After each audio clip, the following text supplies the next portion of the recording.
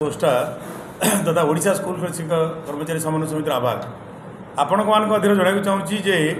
ओडिशार हजार हजार शिक्षक शिक्षयित्री जो मानिक अवहेलित अवस्था अच्छा निष्पेषित अवस्था अच्छा एवं समस्त निष्पेषित अवहेलित अवस्था सत्वे से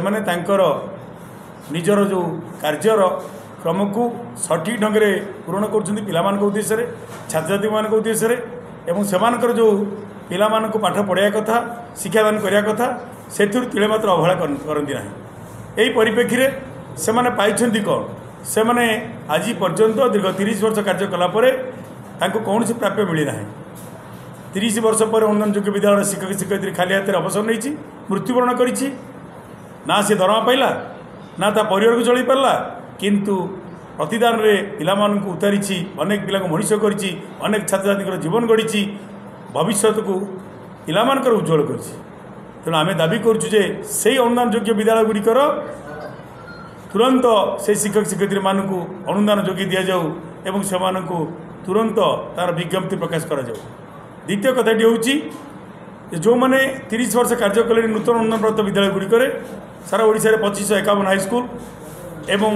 एमई स्कूल 940 सांस्कृतिक मद्रासा तथा कॉलेज जो मैंने अच्छा कार्य कर अनुदान नूतन अनुदान प्राप्त विद्यालय गुड़िकर महाविद्यालय गुड़िकर जो मैंने अवसर नहीं प्राय 5600 ऊर्ध्व शिक्षक शिक्षयित्री अध्यापक से आज पर्यटन किसी पाईना से अवसरकालीन सुविधा चाकरी सहित पेंशन निहाती जोगे दिंतु जो मैंने अवसर नहीं गले और आगामी दिन अवसर नवाक अच्छा से एक 1981 पेंशन अनुसार कोर्टर राय को सम्मान जन से तुरंत पेंशन जोगे दि जाए सरकार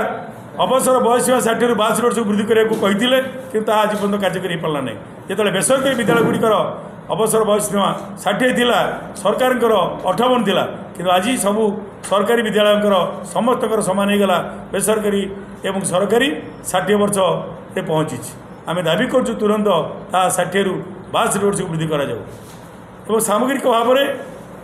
सामान काम को सामान दरमा सुप्रीमकोर्टर निर्देश अच्छी किंतु से ग्रेड पर किसी असंगति रही दूरीभूत करा तेणु तुरंत यदि सुप्रीमकोर्ट राय को निर्देशनामा को कार्यकारी करुचे सम्मान जनाऊे ताल राज्य सरकार अनुरोध तुरंत सामान काम को सामान दरमा दिंतु एक तुरंत कार्यकारी करूँ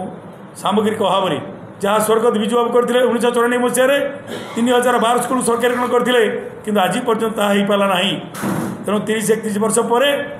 जनप्रिय सरकार लोकप्रिय मुख्यमंत्री आम आशा करूँ जी कि भारत में एक 8म स्थान में अधिकार कर समस्त राज्य भितर मुख्यमंत्री हिसाब से तेणु सी तुरंत आगामी गुरु दिवस दिन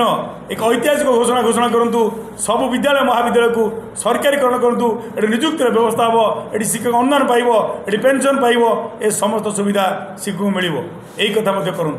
जदि न करती आगामी दिन में आगामी गुरु दिवस सेप्टेम्बर 5 गुरु दिवस हजार हजार शिक्षक शिक्षयित्री राजरास बसी रे विद्यालय छाड़ी विद्यालय से पूजा पाइबा कथा किंतु एटी आसी संवेद भुवनेश्वर गांधी मार्ग से सरकार को जनइबे जे आमको आमर गुरु दक्षिणा दियो नचेत आम जगह छाड़ू ना आमको गुरु दक्षिणा स्वरूप अनुदान आउ पेंशन एवं आमर अवसर बयस 60 रू 62 वर्ष वृद्धि ए समस्त दाबी की पूर्ण कर आम जो विद्यालय छात्र छात्री मैंने पाऊना सामान सुविधा से विद्यालय छात्र छात्री सामान सुविधा जोगे आम दाबी कर ना से पोशाक पाती ना से साइकेल पाती ना से बही पाँच यही हूँ अनुदान योग्य विद्यालय गुड़िकर पिला माने यही कथा आपण मध्य जनाक चाहूँ विगत 24 वर्ष धरी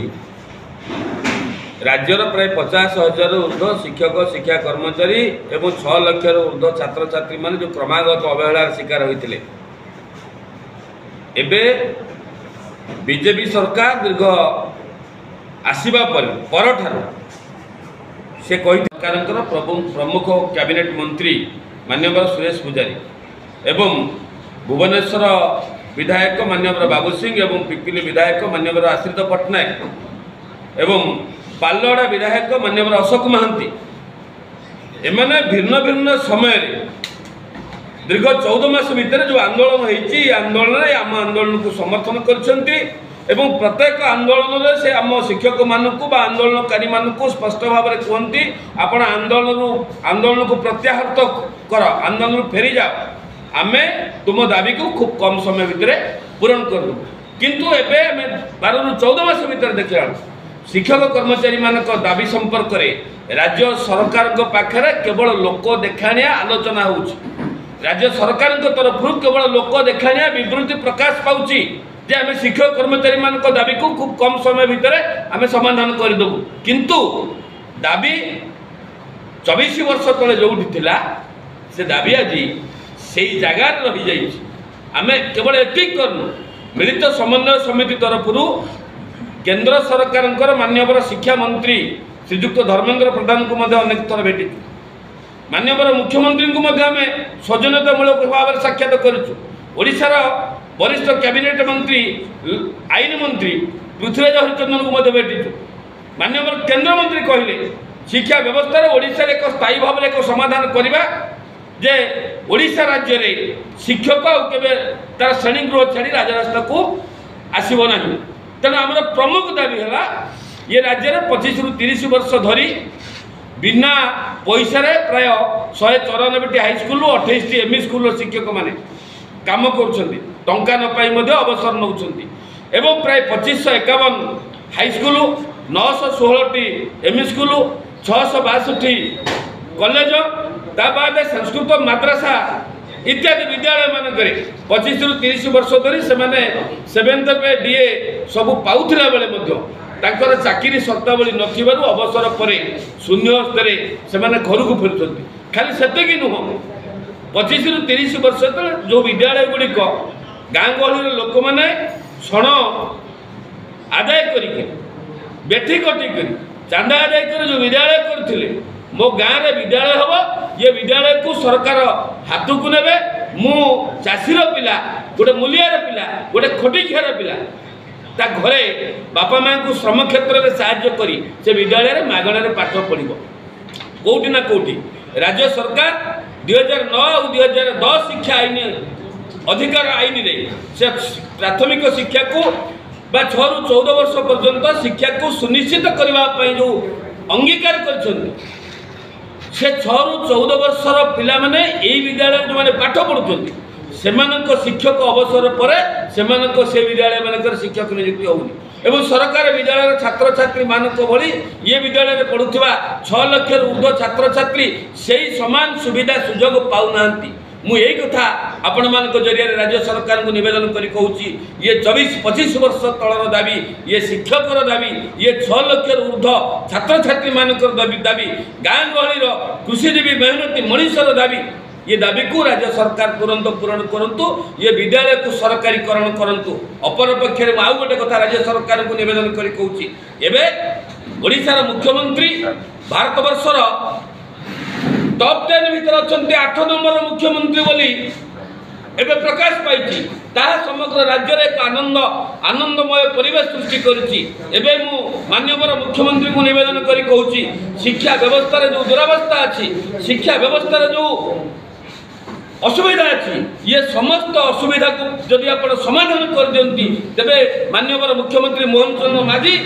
शिक्षा व्यवस्था सुधार आनिले से भारत वर्ष 1 नंबर मुख्यमंत्री मान्यता पाइबे से आम ओडिशा गर्वित हबू से कथा आम कहवाक चाहूँ राज्य सरकार तुरंत ये समस्या समाधान करंतु नचेत गुरु दिवस में गुरु और छात्र परंपरा विद्यालय जो विधि व्यवस्था अच्छी से विधि व्यवस्था को छाड़ी गुरु गांधी मार्ग में गर्जन कर गुरु देश गढ़ा लोक देशर भविष्य गठन करने कथा जितेबाला देशर भविष्य नष्ट होची ये देशर शिक्षा व्यवस्था नष्ट होची तेणु गुरु निश्चित भाव में जो रणहुंकार दब जो जन आंदोलन प्रयास कर जो जनमाली कर